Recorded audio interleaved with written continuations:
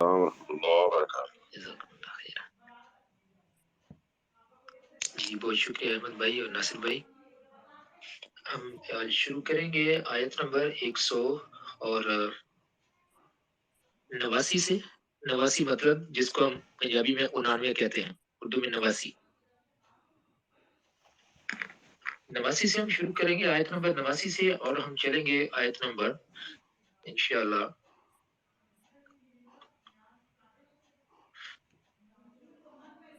آیت نمبر 95 تک۔ جیسا کل بیان ہوا تھا کہ ان آیات کے اندر یہ جو سورہ بقرہ کا یہ حصہ ہے، اس میں اللہ تبارک و تعالیٰ نے مختلف طرح کی جو بر ہیں، نیکیاں ہیں، ان کاموں کا ذکر فرمایا ہے۔ اور ایک طرح سے دیکھیں اگر ہم انہی آیات کے اندر بیان یہ شروع ہوا تھا قبلہ سے، تو اللہ تبارک و تعالیٰ نے جو احکامات کی ترتیب ہے وہ اس میں بیان فرما دی ہے۔ قبلہ کے تحویل سے بات شروع ہوئی تھی، اور تحویل قبلہ مدنی دور میں شروع ہوا۔ پھر ذکر آ گیا یہیں پر روزوں کے بارے میں، روزوں کے جو احکامات ہیں وہ بیان ہو گئے، نیکی کیا ہے یہ بیان ہو گئی، مال کو اللہ کے راستے میں خرچ کرنا ہے تو پاک مال کیا ہوتا ہے، پاکیزہ رزق کیا ہوتا ہے، اس کا ذکر ہو گیا۔ پھر اس کے بعد مسلمانوں کو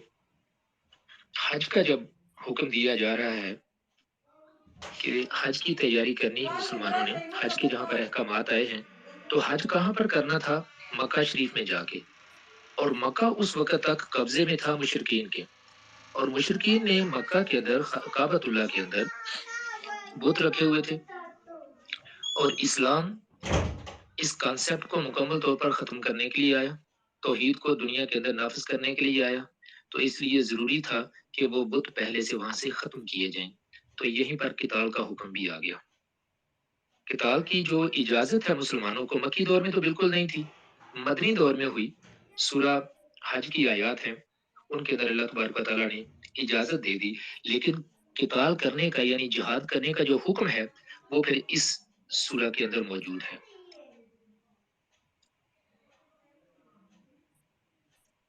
اور پھر قتال کی جو فرضیت ہے وہ سورہ محمد صلی اللہ علیہ وآلہ وسلم کے اندر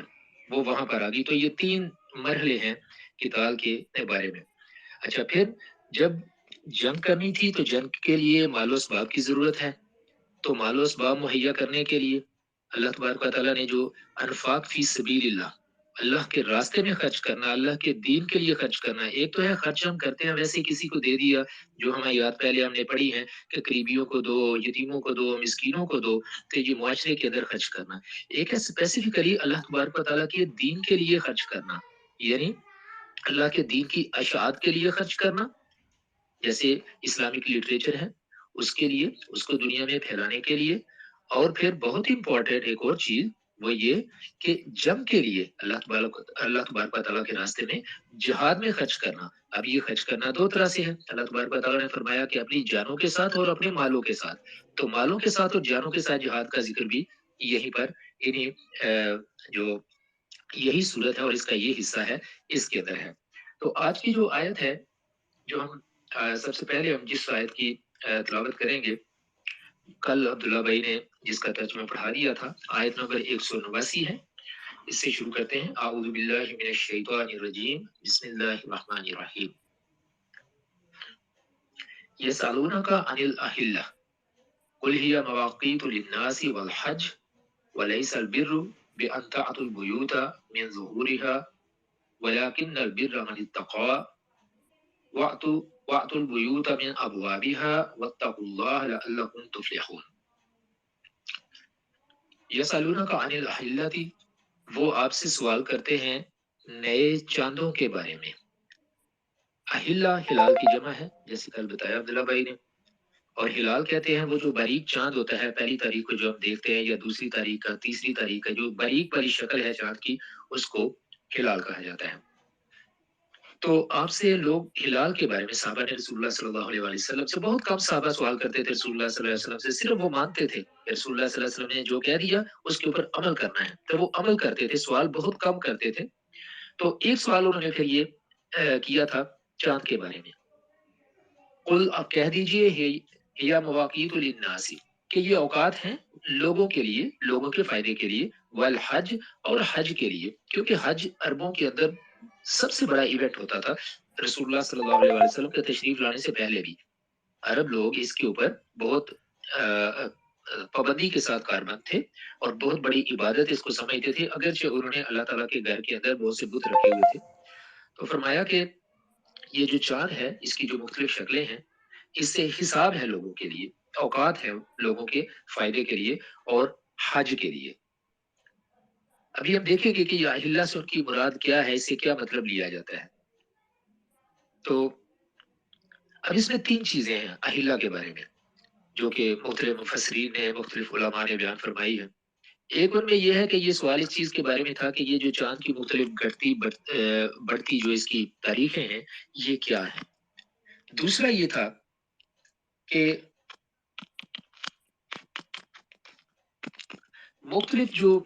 مہینے ہیں، مہینوں کے شروع میں چاند ہلال کی شکل میں ہوتا ہے، تو یہ سوال اس کے بارے میں ہو سکتا ہے مطلب پہلی تاریخ کا جو جیسے چاند ہوتا ہے، یا پھر اس سے مراد یہ لی جاتی ہے کہ اس سے مراد ان مہینوں کے ہلال کا وہ ذکر کر رہے تھے، صحابہ رسول اللہ صلی اللہ علیہ وسلم سے پوچھ رہے تھے جو مہینے کے حرمت والے مہینے عربوں میں یہ ابھی احمد بھائی نے بھی بات کی، سیدنا ابراہیم علیہ السلام کے دور سے یہ چیز چلی آ رہی تھی کہ وہ ان 4 مہینوں کو متبرک جانتے تھے، ان مہینوں کو حرام جانتے تھے، ان کو مقدس جانتے تھے۔ 4 مہینے کون سے؟ اگر ہم اس ترتیب میں یاد رکھیں گے زیادہ آسانی سے یاد ہو جائیں گے۔ حج سے پہلا مہینہ ہوتا ہے ذی القعدہ یا ذی قعد، ذی القعدہ، ذی الحجہ اور اس سے آگے ہوتا ہے محرم۔ یہ تو جو مطلب یک کے بعد دیگرے آنے والے 3 مہینے یہ ہو گئے، اور چوتھا مہینہ پھر محرم کے بعد آگے چل کے تو 2-3 اگلے مہینے چھوڑ کے تو رجب، مطلب رمضان سے پہلے والا مہینہ شعبان، اور شعبان سے پہلے والا رجب۔ تو رجب کے مہینے کو، رجب کو ذیقعد، ذی الحج اور محرم، ان 4 مہینوں کو عرب ان کو جانتے تھے کہ یہ حرمت والے مہینے ہیں، ان مہینوں کے اندر کسی قسم کی کوئی گڑبڑ نہیں کرنی، خصوصی طور پر ان میں لڑائی نہیں کرنی۔ تو ایک تو یہ مہینے ان کے ہاں حرمت والے تھے، دوسرا مکہ شریف یہ حرمت والا تھا، تو یہاں پر کوئی جنگ نہیں ہوتی تھی۔ اللہ تبارک و تعالیٰ نے فرمایا نا سورہ قریش میں، لإيلاف قریش إيلافهم رحلة الشتاء والصيف فليعبدوا رب هذا البيت الذي أطعمهم من جوع وآمنهم من خوف، کہ یہ جو باقی ہر جگہ جنگیں ہوتی تھیں لیکن مکہ کے اندر کوئی نہیں لڑ سکتا تھا، تو مکہ کے شہر کو اللہ تعالیٰ نے معمون فرما دیا، امن والا بنا دیا، تو مکہ کے جو لوگ تھے وہ بڑے مزے سے وہاں زندگی بسر کرتے تھے۔ ارد گرد کے جو لوگ تھے چھوٹے موٹے دیہاتوں میں رہنے والے یا جنگلوں میں رہنے والے آپس میں ہر وقت لڑتے جھگڑتے رہتے تھے، لیکن مکہ میں لڑائی اس طرح سے نہیں ہوتی تھی۔ تو ایک تو مہینے ان کے ہاں وہ حرمت والے تھے اور دوسرا شہر حرمت والا۔ تو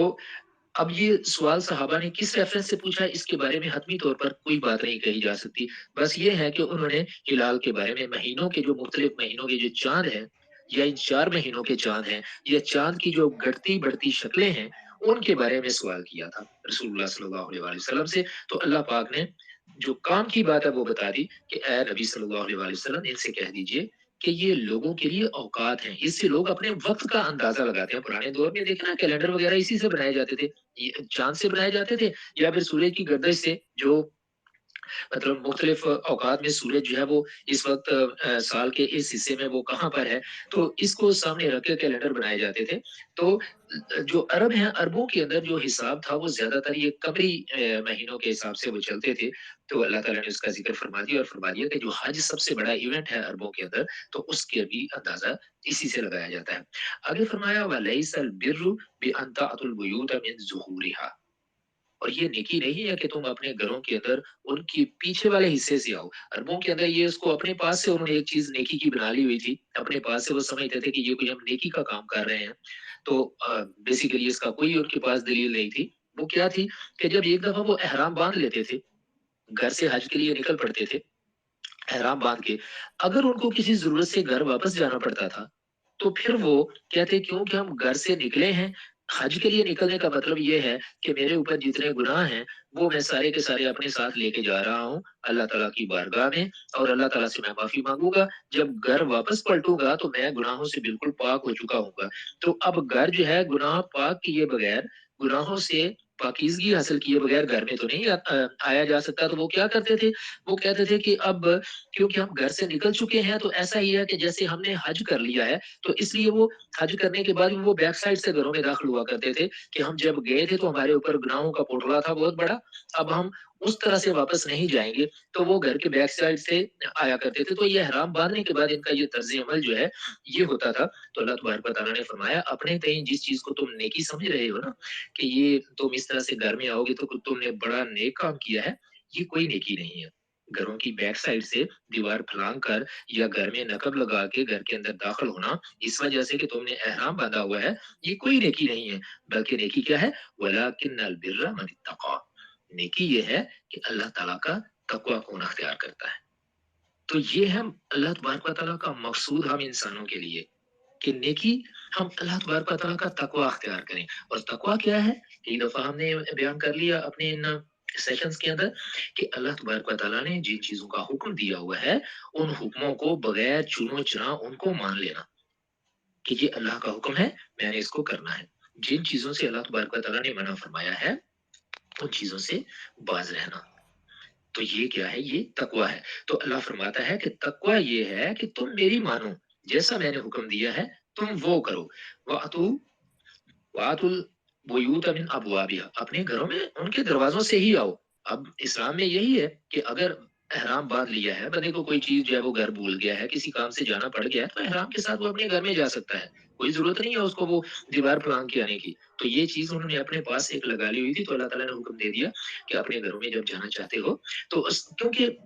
سارا اس وقت جو حج کا جو طریقہ کار تھا تو وہ اسی طرح سے فالو کیا جا رہا تھا جیسا چلتا آ رہا تھا۔ تو اللہ تبارک و تعالیٰ نے یہ فرما دیا کہ اس طرح سے نہیں کرنا جیسے کہ جاہلیت میں عرب کیا کرتے تھے۔ اب تم اگر احرام باندھ لیا ہے، کسی چیز کی ضرورت پڑ گئی ہے، تمہیں گھر جانا پڑ گیا ہے، تو سیدھا سیدھا دروازے سے جاؤ گھر میں، اپنا کام کر کے واپس آ جاؤ۔ واتقوا اللہ، اللہ تعالیٰ کا تقوی اختیار کرو، لعلکم تفلحون، تاکہ تم فلاح پاؤ۔ تو انسان کی فلاح اور کامیابی یہ کس کے ساتھ جڑی ہوئی ہے کہ اللہ کی انسان کتنی مانتا ہے۔ ہم اللہ تبارک و تعالیٰ کی مان کے چلیں گے تو اللہ تبارک و تعالیٰ ہمیں کامیاب فرمائیں گے۔ اگر ہم اللہ تبارک و تعالیٰ کی نہیں مانتے تو پھر کیا ہوگا کہ ہمارے لیے کامیابی کی کوئی صورت نہیں ہے۔ اللہ کی مرضی ہے وہ آخرت میں کیا کرتا ہے ہمارے ساتھ، لیکن ضابطہ اور قانون یہی ہے، جو مانے گا وہ کامیاب ہو جائے گا، جو نہیں مانے گا اس کے لیے دنیا کے اندر قانون اللہ نے یہی رکھا ہوا ہے، اس کے لیے کامیابی کا کوئی راستہ نہیں ہے۔ لیکن یہ چیز ہم اپنے بارے میں کہیں، کسی اور بندے کے بارے میں جنرلی تو ہم کہہ سکتے ہیں، لیکن کسی بندے کو پوائنٹ آؤٹ کر کے یہ کہنا کہ یہ تو بھائی پکا وہاں پر جائے گا آگ میں، ہم کسی کے بارے میں ہمارے پاس کوئی اتھارٹی نہیں ہے۔ یہ اتھارٹی صرف اور صرف اللہ پاک کے پاس ہے۔ ہم صرف ایک اصولی بات کر سکتے ہیں کہ جیسے پچھلے دنوں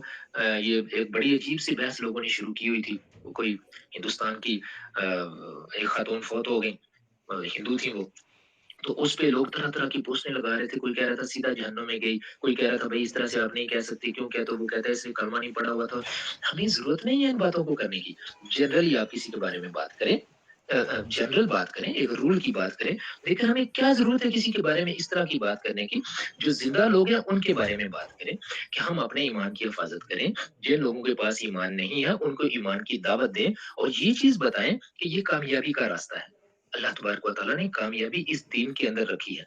تو جو اس دین کے مطابق کام کرے گا اس کو اللہ تبارک و تعالیٰ کامیاب فرما دیں گے۔ ہمیں اپنی فکر کرنی چاہیے کہ ہم کیا کر رہے ہیں۔ اصول ضابطہ یہی ہے دنیا کے اندر اللہ تبارک و تعالیٰ کا کہ کامیابی اس نے صرف اسی تقوی کے اندر، جو بندہ تقوی اختیار کرے گا اللہ تعالیٰ کی مان کے چلے گا وہ کامیاب ہو جائے گا، جو اللہ کی نہیں مانے گا وہ ناکام ہوگا۔ یہ بات اللہ کی ہے۔ ہم کسی کے بارے میں، کسی انسان کے بارے میں ہمیں بات کر، خصوصی طور پر مسلمانوں کے بارے میں آج بھی یہ عجیب سی ہم لوگوں کی حالت ہو گئی ہے کہ ایک دو ٹویٹس میں نے دیکھی، ان کے اوپر ایک فوت ہوئے بندے کو اتنی بڑی بڑی گالیاں دی ہوئی ہیں، اس کے بارے میں جہنمی اور پتہ نہیں کیا کچھ کہا ہوا ہے۔ یہ باتیں جو ہیں یہ ہم نہ کریں، یہ ہمارے کرنے کی نہیں ہے، ہمارے پاس کوئی اتھارٹی نہیں ہے، یہ اتھارٹی صرف اللہ پاک کے پاس ہے کہ اس نے کس کو جنت میں لے کے جانے، کس کو جہنم میں لے کے جانا ہے، ضابطہ اس نے دے دیا، لیکن اس ضابطے کے بعد اس نے کیا کرنا ہے وہ وہی جانتا ہے۔ ہمیں اپنی فکر کرنی چاہیے، یہ ضابطہ سب سے پہلے ہمارے اپنے اوپر اپلائی ہمیں کرنے کی ضرورت ہے کہ ہم یہ دیکھیں کہ میری کامیابی اس چیز کے اندر ہے، اور اجمالی طور پر، جنرل طور پر ہم یہ دیکھیں کہ یہ کامیابی باقی لوگوں کی ساری اس کے اوپر ہے، تو ہم ان تک اللہ تبارک و تعالیٰ کا پیغام پہنچائیں، لوگوں کے اوپر فتوے صادر نہ کریں، لوگوں کے لیے قاضی ہم نہ بن جائیں کہ بس یہ بندہ تو وہاں پر جائے گا، اللہ کو پتا ہے کہ اس نے کس کو کہاں بھیجنا ہے۔ ہمیں اپنی فکر کرنی چاہیے، ایسا نہ ہو کہ دوسروں کو پوائنٹ آؤٹ کرتے کرتے کہیں ہمارا جو ہے نا وہ معاملہ جو ہے کسی اور طرف چلا جائے۔ اللہ تبارک و تعالیٰ ہم سب کی مدد فرمائے، اور اللہ تعالیٰ نے محفوظ فرمائے کسی بھی ایسی فضول چیز سے کہ جس کا ہمارے ایمان کے ساتھ اور ہمارے اعمال کے ساتھ اس طرح سے تعلق نہیں ہے جس طرح سے ہونا چاہیے۔ تو ہمیں وہ بات کرنی چاہیے کہ جو ہمارے متعلقہ ہے۔ آگے فرمایا اگلی آیت کے اندر، اب یہاں تک دیکھیں جو آیت ہے، یہاں اس کا معاملہ جو ہے نا وہ ہو گیا حج کے بارے میں جو تھا نا کہ ایک تو یہ، اب دیکھیں ان کا ربط آگے چل کے ہم دیکھیں گے اگلی آیات کے ساتھ،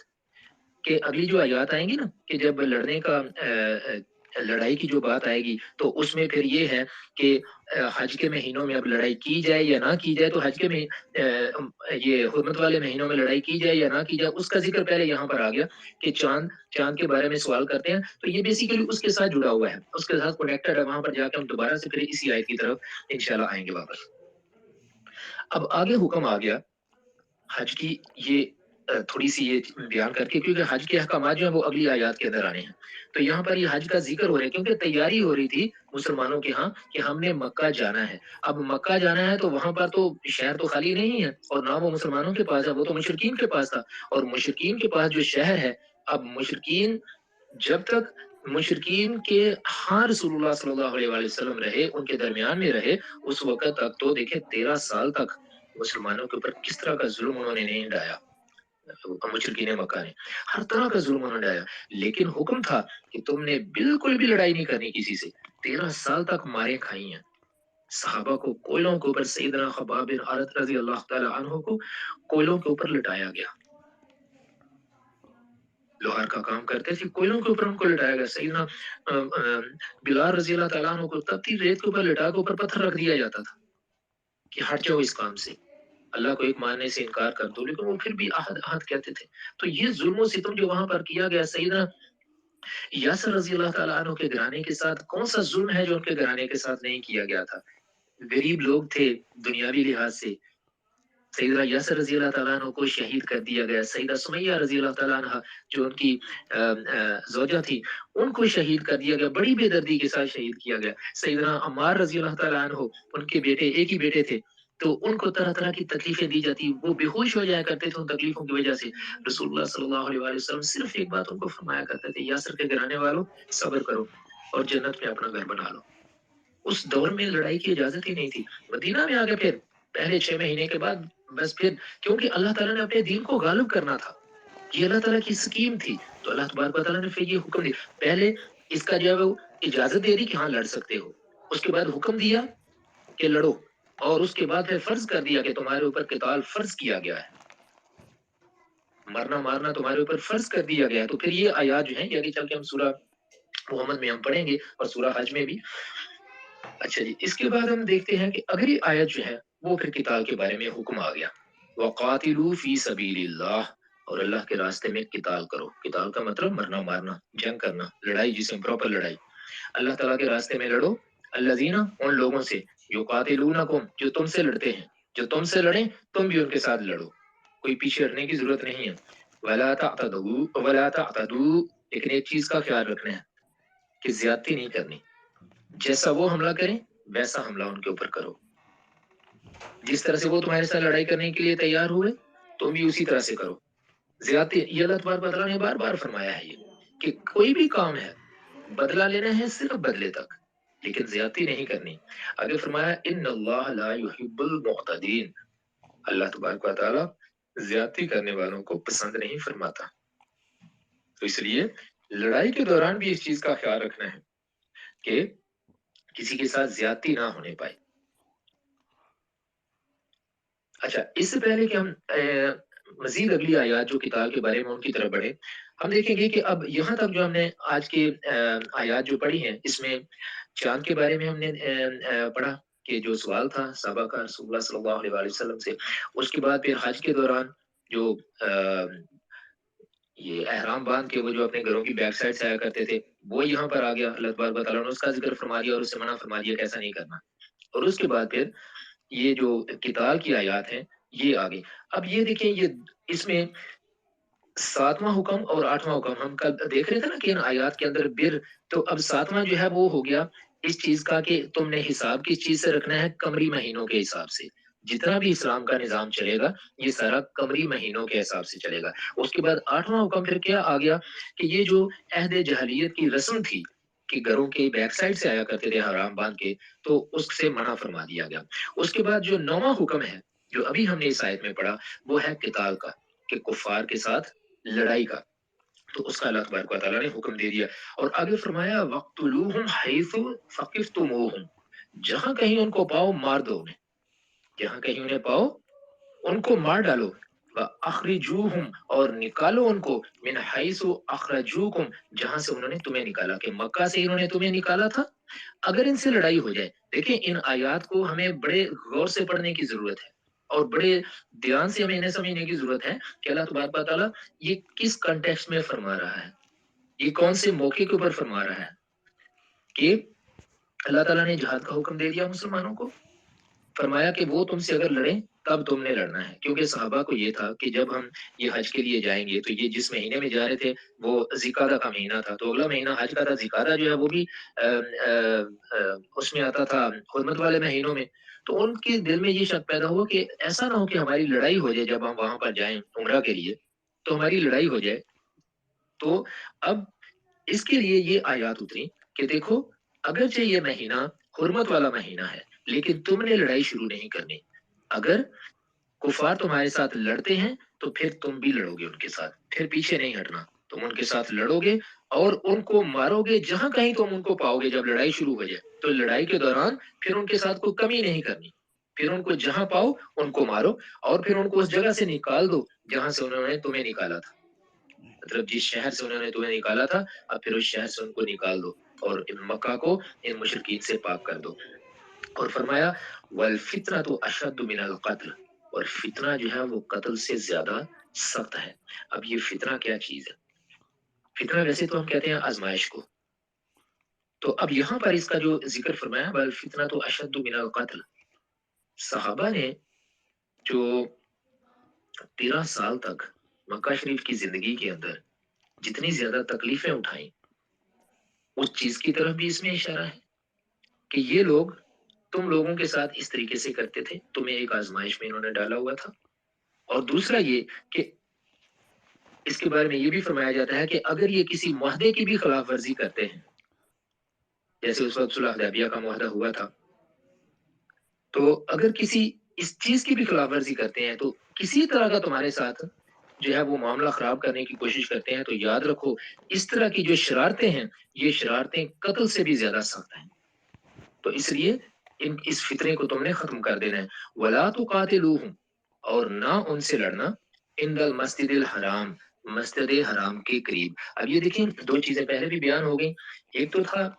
حرمت والے مہینے کہ ان میں لڑائی نہیں کی جاتی تھی، 4 مہینے جن کا ذکر ہو گیا، اور دوسرا تھا کہ شہر مکہ کے اندر خصوصی طور پر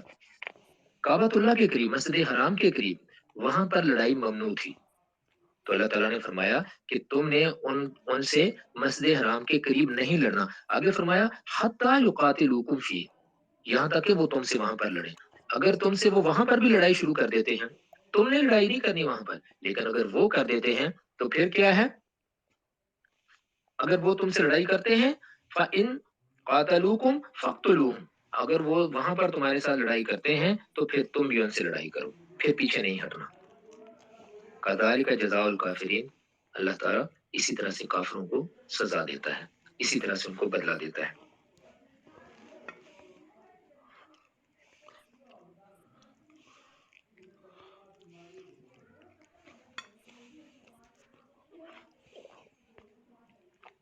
اچھا، اب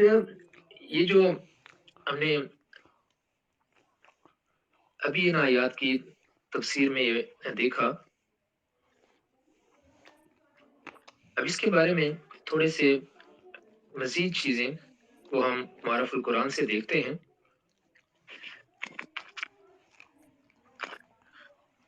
معرف القرآن کی جو یہ ان آیات کے ذیل میں جو انہوں نے تفسیر اس کی لکھی ہوئی ہے، میں چاہتا ہوں کہ یہ میں آپ کے سامنے پڑھوں کہ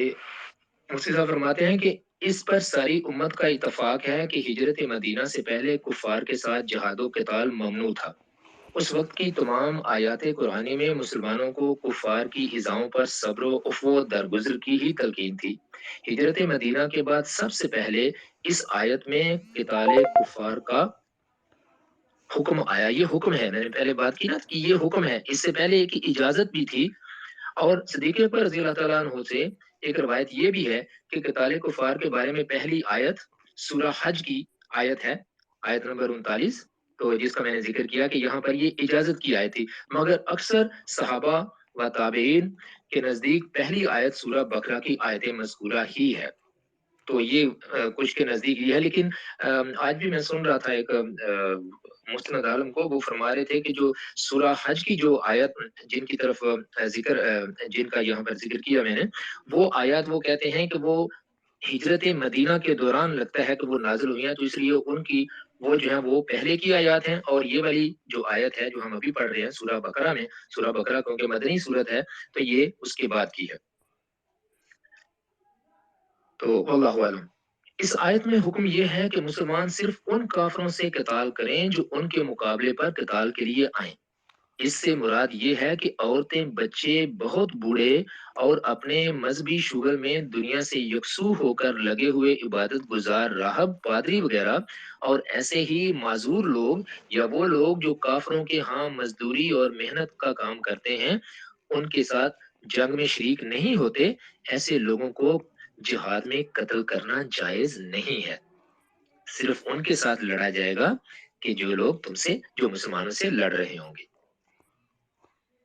کیونکہ حکم آیت کا صرف ان لوگوں سے قتال کرنے کا ہے جو مسلمانوں کے مقابلے میں قتال کریں، اور مذکورہ قسم کے تمام افراد قتال کرنے والے نہیں۔ اسی لیے فقہا نے یہ بھی فرمایا ہے کہ اگر کوئی عورت یا بوڑھا یا مذہبی آدمی وغیرہ کفار کی طرف سے قتال میں شریک ہوں یا مسلمانوں کے مقابلے جنگ میں ان کی مدد کسی طرح سے کر رہے ہوں، ان کا قتل پھر جائز ہے، کیونکہ وہ جنگ کا حصہ ہے، کیونکہ وہ اس سارے میں داخل ہوں گے۔ تو رسول اللہ صلی اللہ علیہ وآلہ وسلم کی ہدایات جو مجاہدین اسلام کو بوقت جہاد دی جاتی تھیں، ان میں اس حکم کی واضح تصریحات مذکور ہیں۔ صحیح بخاری اور مسلم میں سیدنا عبداللہ بن عمر رضی اللہ تعالی عنہما سے ایک حدیث روایت ہے، رسول اللہ صلی اللہ علیہ وآلہ وسلم نے فرمایا، وہ فرماتے ہیں کہ رسول اللہ صلی اللہ علیہ وآلہ وسلم نے عورتوں اور بچوں کو قتل کرنے سے منع فرمایا ہے۔ اور ابو داؤد میں بروایت انس رضی اللہ تعالی عنہ جہاد پر جانے والے صحابہ کو رسول کریم صلی اللہ علیہ وآلہ وسلم کی یہ ہدایات منقول ہے: تم اللہ کے نام پر اور اللہ کے رسول صلی اللہ علیہ وآلہ وسلم کی ملت پر جہاد کے لیے جاؤ، کسی بوڑھے ضعیف کو اور چھوٹے بچے کو یا کسی عورت کو قتل نہ کرو۔ سیدنا صدیق اکبر رضی اللہ تعالی عنہ نے جب یزید بن ابی سفیان رضی اللہ تعالی عنہما کو ملک شام بھیجا تو ان کو یہی ہدایت دی۔ اس میں یہ بھی مذکور ہے کہ عبادت گزار اور راہبوں کو اور کافروں کی مزدوری کرنے والوں کو بھی قتل نہ کریں جبکہ وہ قتال میں حصہ نہ لیں۔ تو یہ جو آیت میں ہم نے پڑھا نا، اس آیت میں ولا تعتدوا، اور تم زیادتی نہ کرنا، تو اس کا وہ کہتے ہیں زیادہ تر علماء جو ہیں ہمارے جو مفسرین ہیں، ان کے نزدیک اس کا مطلب یہی ہے کہ قتال میں حد سے تجاوز نہ کرو، یعنی جو لوگ جنگ میں حصہ نہیں لے رہے، جو لوگ تم سے لڑ نہیں رہے، اگرچہ وہ کفار کی سائڈ پر ہیں لیکن وہ اپنے گھروں میں بیٹھے ہوئے ہیں یا اپنے کاموں میں لگے ہوئے ہیں، تو ان کو اس جنگ میں قتل مت کرو، صرف ان لوگوں کو قتل کرو کہ جو تمہارے ساتھ جنگ ایکچولی کر رہے ہیں۔ اچھا، اور آگے جو فرمایا کہ وَاقْتُلُوهُمْ حَيْثُ ثَقِفْتُمُوهُمْ وَأَخْرِجُوهُمْ مِنْ حَيْثُ أَخْرَجُوكُمْ، تو یہ آیت वाक़या सुलह हुदैबिया के बाद उस वक्त नाज़िल हुई है जब सुलह हुदैबिया की शर्त के मुताबिक रसूलुल्लाह सल्लल्लाहु अलैहि वसल्लम ने सहाबा इकराम के साथ उस उम्रा की क़ज़ा के लिए सफ़र का इरादा किया, जिससे उससे पहले साल में कुफ़ार मक्का ने रोक दिया था। ये उससे पहले जो बैत रिज़वान से पहले। सहाबा किराम को इस सफर के वक्त ये ख्याल हो रहा था कि कुफार की सुलह और मुआहदा का कुछ भरोसा नहीं। अगर वो लोग इस साल भी आमादा पैकार हो गए तो हमें क्या करना चाहिए? क्या हम जंग करें या ना करें? तो फिर ये आयत नाजिल हुई कि अगर वो तुमसे जंग करते हैं तो फिर तुम्हारे लिए जरूरी है कि तुम उनके साथ जरूर जंग करो। अगली आयत की तरफ चलते हैं।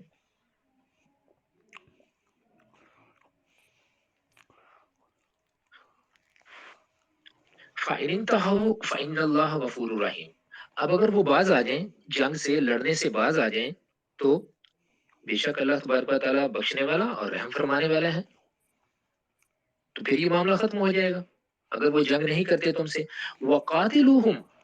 और उनसे लड़ो। अगर लड़ाई होती है, वक़ातिलूहुम, तो लड़ो उनसे, हत्ता, यहाँ तक कि ला तकूना फितनतुन,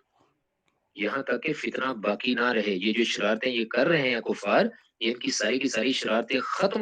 हो जाएं। व यकून दीन लिल्लाहि, और दीन सारे का सारा सिर्फ अल्लाह के लिए हो जाए। दीन सारे का सारा सिर्फ रास्ता सिर्फ वो हो जो अल्लाह ने बताया, उसके अलावा कोई रास्ता अल्लाह तबारक व तआला को कबूल नहीं है। तो अल्लाह तबारक व तआला फरमाते हैं ना, इन्न दीन इंदल्लाहिल इस्लाम, अल्लाह ताला के नजदीक जो एक्सेप्टेबल रास्ता है, वे ऑफ लाइफ है, वो सिर्फ और सिर्फ इस्लाम है। तो फरमा दिया कि उनके साथ वहां उस वक्त तक जंग करो, उस वक्त तक उनके साथ किताल करो, यहाँ तक कि जो फितना वो फैला रहे हैं वो फितना मुकम्मल तौर पर खत्म हो जाए और दीन सारे का सारा अल्लाह के लिए हो जाए। फाइन तहाउ, अगर वो बाज आ जाएं, फला उदवाना, तो किसी पर ज्यादती नहीं करनी, इल्ला अला ज़ालिमीन, मगर जालिमों पर। हाँ, जिन्होंने बहुत ज्यादा जुल्म किया था, जिनके ऊपर कोई चीज ऐसी है कि उनको लाजमी खत्म करना है, उनको करना, लेकिन ज्यादती नहीं करना। आगे फरमाया अगली आयत के अंदर, अशहरुल हराम बिशहरिल हरामी वल हुरुमातु क़िसास। अब मुसलमान तो ये ज़हन में रख रहे थे ना कि ये महीने क्योंकि हुर्मत वाले हैं तो इनमें तो हम लड़ाई नहीं करेंगे, लेकिन फरमा दिया कि अगर वो इन महीनों में लड़ाई करते हैं तो तुम भी करना। अब इसका अल्लाह तबारक व तआला ने खुलासा बयान फरमा दिया इस सारी चीज का कि ये हुर्मत वाले महीने हैं, लेकिन तुमने किसी से जंग नहीं करनी, शुरू तुमने नहीं करनी। अगर कोई तुमसे लड़ाई करता है तो तुम लड़ाई करो, जान लो कि अशहरुल हराम बिशहरिल हराम, शहर हराम का बदला शहर हराम ही है, हुर्मत वाले महीने का बदला हुर्मत वाला महीना ही है। जैसा ये तुम्हारे साथ करते हैं तुम वैसा करोगे, बस ज्यादती नहीं करनी। वल हुरुमातु क़िसास, और ये जो हुर्मतें हैं ना, इनका भी बदला है। जिस हुर्मत को उन्होंने तोड़ा है तुम उसका उनको बदला दोगे। उन्होंने ज्यादती की है तुम्हारे साथ जंग करने के लिए, तुम उनको उनकी उस शरारत का मजा उनको चखाओ। फमन इतदा अलैकुम फअतदू अलैह, जो कोई तुम पर ज्यादती करे तुम भी उन पर ज्यादती करो। अब यहाँ पर अगरचे लफ्ज तो ज्यादती का है ना, लेकिन इसके बारे में मुफस्सिरीन फरमाते हैं कि इसका मतलब है कि उसी तरह का बदला उनको दो। क्योंकि देखें,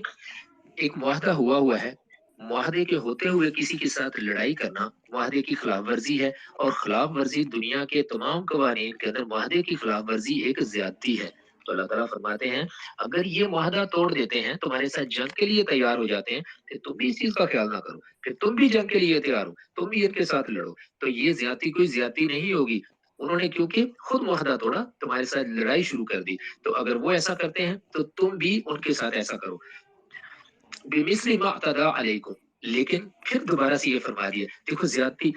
उतना ही करना है जितना कि उन्होंने तुम्हारे साथ किया है, उतना ही बदला उनको देना है। जिस तरह वो तुम्हारे साथ लड़ाई के लिए आ रहे हैं, उसी तरह से उनके मासूम लोगों को कत्ल नहीं करना। सिर्फ वही लोग कि जो तुम्हारे मुकाबले पे आ रहे हैं, तुम्हारे साथ जंग कर रहे हैं, उनके साथ करो जंग, उनको खत्म कर दो, उससे आगे नहीं जाना।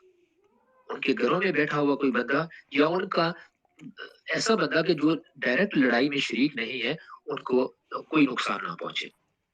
वत्तकुल्लाह, और तकवा अख्तियार करो अल्लाह ताला का। वअलमू, और जान लो, अन्नल्लाह मअल मुत्तकीन, कि अल्लाह तबारक व तआला मुत्तकीन के साथ है।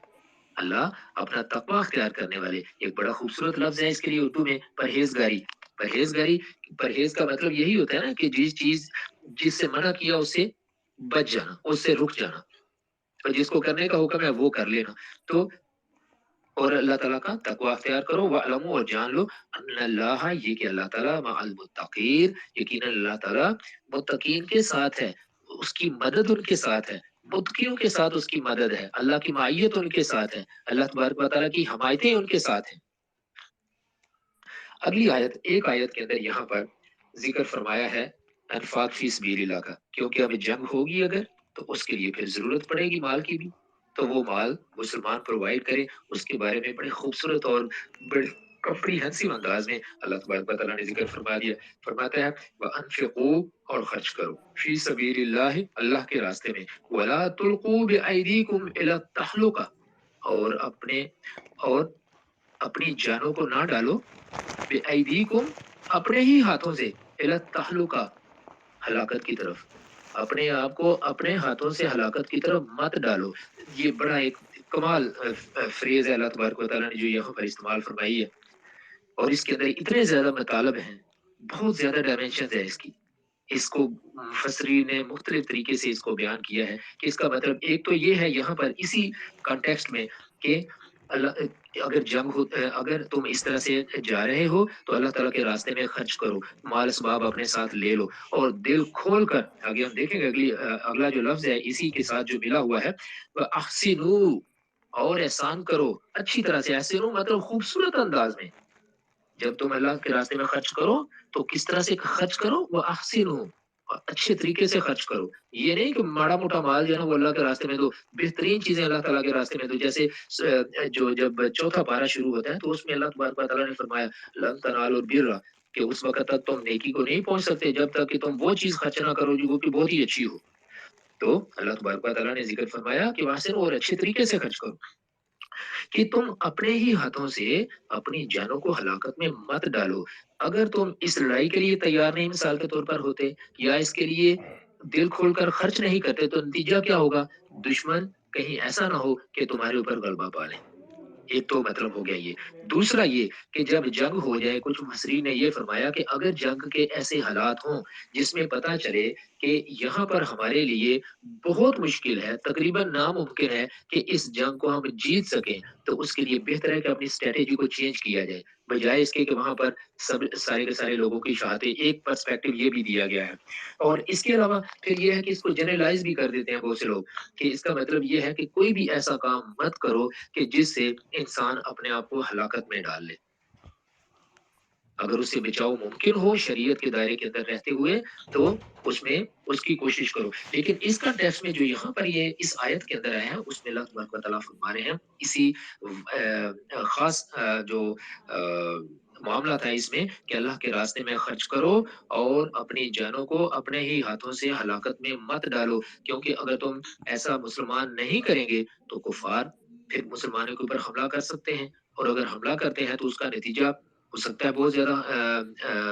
ज़्यादा खतरनाक हो जाए। तो इसलिए अल्लाह के रास्ते में वअहसिनु बड़े अच्छे तरीके के साथ माल को खर्च करो। इन्नल्लाह युहिब्बुल मुहसिनीन बेशक अल्लाह तबारक व तआला नेकी करने वालों को पसंद फरमाता है। अल्लाह तबारक व तआला उनसे मोहब्बत करता है, उन लोगों के साथ जो कि नेकी करते हैं, नेक काम करते हैं। अब ये जो अहसिनु है ना, इसको हम इसके साथ मिला के भी, क्योंकि इसमें हम देखें कि इस आयत के अंदर इला तहलुका थी, इसके आगे वो 3 नुक्तों वाली आपने देखा होगा कुरान में मुख्तलिफ जगहों पे, कि उसका मतलब ये होता है कि या तो आप जहाँ पर पहले 3 नुक्ते हैं, उनके दोनों अल्फाज जो उनके दोनों तरफ हैं, उनको मिला लें और आगे रुक जाएँ। या फिर ये होता है कि पहली जगह पे रुक जाएँ और अगले जो 3 नुक्ते लगे हुए हैं, उनको उससे अगले अल्फाज के साथ मिला लें। तो अगर हम इसको मिलाते हैं पहले के साथ, तो फिर मतलब क्या बन जाता है कि खर्च करो अल्लाह के रास्ते में और अपनी जानों को अपने ही हाथों से हलाकत में मत डालो, वाहसिनु और अच्छी तरह से खर्च करो। और अगर हम इसको अगले के साथ मिला के पढ़ें, अगले हिस्से के साथ, वाहसिनु और नेकी करो, इन्नल्लाह युहिब्बुल मुहसिनीन बेशक अल्लाह तबारक व तआला नेकी करने वालों को पसंद करता है। अब नेकी क्या है? अच्छा काम क्या है? अल्लाह ताला किस चीज़ को पसंद करता है? अल्लाह ताला ने जिस चीज़ का हुक्म दिया है, जिस मौके के लिए हुक्म दिया है, इंसान उसको उसी मौके पर जब करता है, उसी तरीके से जो अल्लाह तबारक व तआला ने फरमाया है, तो ये चीज़ नेकी बन जाती है। वरना नेकी जो है वो नेकी हम किसको इस्लाम में हम नेकी किसको कहेंगे? नेकी वो चीज़ है जिसका हमें अल्लाह तबारक व तआला ने हुक्म दिया है। یا اس چیز کو کرنا اور اس چیز سے رک جانا کہ جس سے اللہ تبارک و تعالیٰ نے ہمیں منع فرمایا ہے، اگر ہم اس سے باز آتے ہیں تو پھر ہم یہ بھی نیکی کے زمرے میں آئے گا۔ اللہ تبارک و تعالیٰ ہمیں قرآن پاک کو صحیح طریقے سے پڑھنے سمجھنے اور اس پہ عمل کرنے کی توفیق عطا فرمائے۔ تو یہ جو حکم ہے انفاق فی سبیل اللہ کا، تو اس حوالے سے جو ترتیب ہم دیکھ رہے ہیں اس حوالے سے یہ 10واں حکم بن جاتا ہے کہ جہاد کے لیے اللہ تعالیٰ کے راستے میں مال کو خرچ کرنا۔ جزاکم اللہ خیرا۔ السلام علیکم ورحمۃ اللہ وبرکاتہ۔